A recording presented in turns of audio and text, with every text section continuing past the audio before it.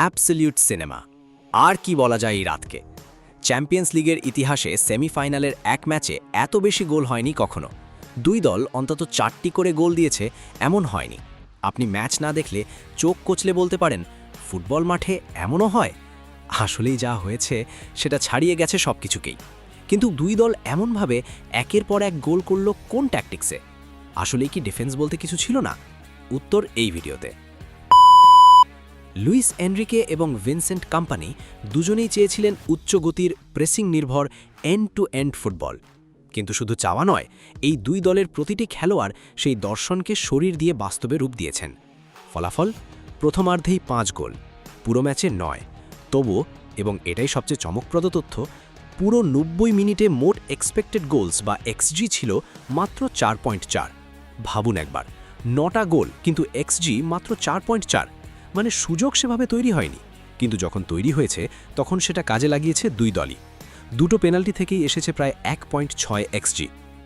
এখন একটা দৃশ্যের কথা বলি। ম্যাচের মাঝবেলায় বায়ার্ন মিডফিল্ডে বল পেল। সাধারণত এই মুহূর্তে পিএসজির রাইট ব্যাক হাকিমি কি করবেন? পিছিয়ে আসবেন, নিজের জোন রক্ষা করবেন।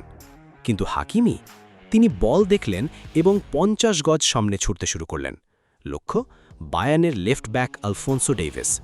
একজন রাইট ব্যাক প্রতিপক্ষের লেফট ব্যাককে প্রেস করতে মাঠের প্রায় অর্ধেকটা দৌড়ে গেলেন। কিন্তু এই সিদ্ধান্তের একটা মূল্য আছে। হাকিমি যখন 50 গজ এগিয়ে গেলেন তখন তার পেছনে বিশাল খালি জায়গা তৈরি হলো। সেই জায়গা কে সামলালেন? পিএসজির সেন্টার ব্যাক মার্কিনিয়স। এই বিশ্বমানের ডিফেন্ডার হঠাৎ রাইট ব্যাকের ভূমিকায় নেমে পড়লেন। আর তিনি শুধু সেখানেই থামলেন না, লুইস ডিয়াসকে পুরো মাঠ জুড়ে ট্র্যাক করতে থাকলেন। একসময় বাম সেন্টার মিডফিল্ড পজিশনে পর্যন্ত চলে গেলেন। এই পজিশনাল মিউজিক্যাল চেয়ার ছিল পিএসজির ডিফেন্সিভ কাঠামোর মূল বৈশিষ্ট্য। এই ম্যাচের সবচেয়ে আকর্ষণীয় ট্যাকটিক্যাল উপাদান ছিল মিডফিল্ডে। উভয় দলই মিডফিল্ডে ম্যান মার্কিং সিস্টেম প্রয়োগ করেছিল, আর এই সিদ্ধান্তই পুরো ম্যাচের পজিশনাল কাঠামো ভেঙে চুরে দেয়। যখন একজন মিডফিল্ডার জানেন যে তাকে সবসময় তার নির্দিষ্ট মার্ক করা খেলোয়াড়ের কাছে থাকতে হবে, তখন পজিশন বলে কিছু থাকে না। তোমার পজিশন মানে শুধু তোমার প্রতিপক্ষ কোথায় আছেন। আর চালাক খেলোয়াড়রা এটা বোঝেন। তারা ইচ্ছে করে অস্বস্তিকর জায়গায় সরে যান, ডিফেন্ডারকে টেনে নিয়ে সেখানে নিয়ে যান যেখানে তিনি কমফর্টেবল নন।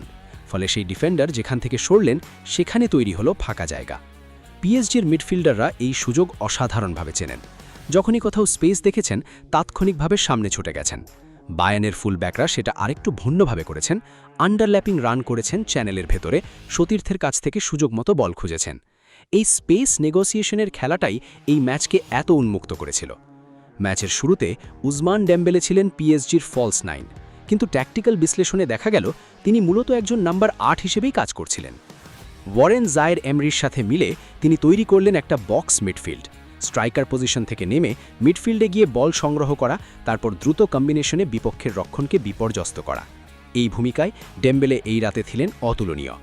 অন্যদিকে হ্যারি কেন, দলের প্রয়োজনে যিনি নেমে গেছেন নিজেদের পেনাল্টি বক্সের কাছে সেন্টার ব্যাকদের পাশে।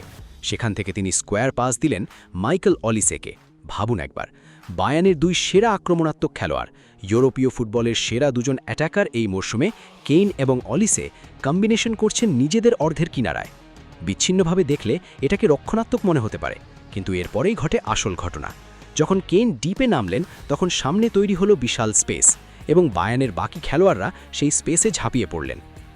2025 সালে যখন পিএসজি চ্যাম্পিয়ন্স লিগ জিতেছিল তখন আর্সেনালের লেজেন্ডারি ম্যানেজার আর্সেন ভেঙ্গার একটা কথা বলেছিলেন।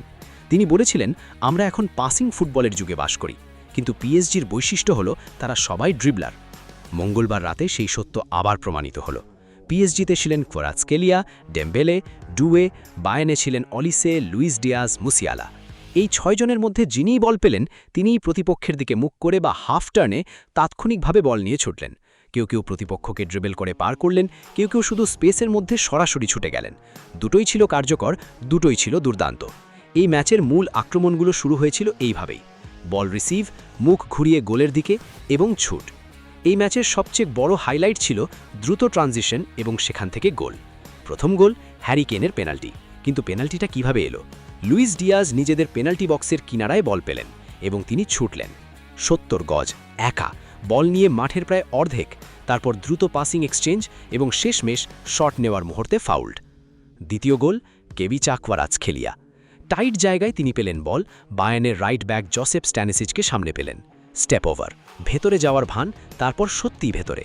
স্ট্যানিসিচ মাটিতে পড়লেন না, কিন্তু তাকে সম্পূর্ণ স্থির করে দিলেন কভারাৎসখেলিয়া। সামান্য জায়গা, বাঁকানো শট, গোল। এই গোলে আরেকটা দারুণ ট্যাকটিক্যাল বিষয় লুকিয়েছিল। কভারাৎসখেলিয়া এবং ডেজিরে ডুয়ে, মূলত দুই বিপরীত ফ্ল্যাঙ্কের দুই উইঙ্গার, সেই মুহূর্তে একসাথে পিএসজির বাম দিকে ওভারলোড করলেন।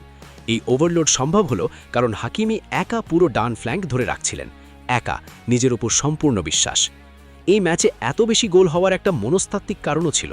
যখন স্কোর লাইন 2-1 হলো, বিপক্ষ দল আরও আক্রমণাত্মক হলো। যখন 3-2 হলো, আবার একই চাপ।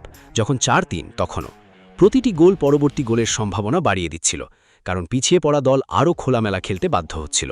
আর খোলামেলা রক্ষণ মানেই পাল্টা আঘাতের সুযোগ। হ্যারি কেন বলেছেন ম্যাচের পর, এটা মারাত্মক একটা ম্যাচ ছিল, অনেক কিছু হয়েছে, হজম করতে সময় লাগবে। কিন্তু গল্প শেষ নয়। 5-4 জিতেছে পিএসজি, কিন্তু মাত্র একটা গোলের ব্যবধানে নিয়ে যাচ্ছেন মিউনিখে, অ্যালিয়েন্জ অ্যারিনায়, এমন একটা দলের বিরুদ্ধে যারা ঘরের মাঠে অপরাজেয়। এবং পিএসজি ক্যাপ্টেন ওসমান ডেম্বেলে বলেছেন সরাসরি, আমরা আমাদের দর্শন বদলাবো না, আমরা আক্রমণ করব, বায়ার্ন আক্রমণ করবে। লুইস এনরিকে বলেছেন একটা দারুণ কথা, এই ম্যাচে তার দল জয় যেমন ডিজার্ভ করে, একইভাবে হার বা ড্রও ডিজার্ভ করত। হয়তো মিউনিখে পরের ম্যাচে আরও নাটকীয় কিছুই হবে।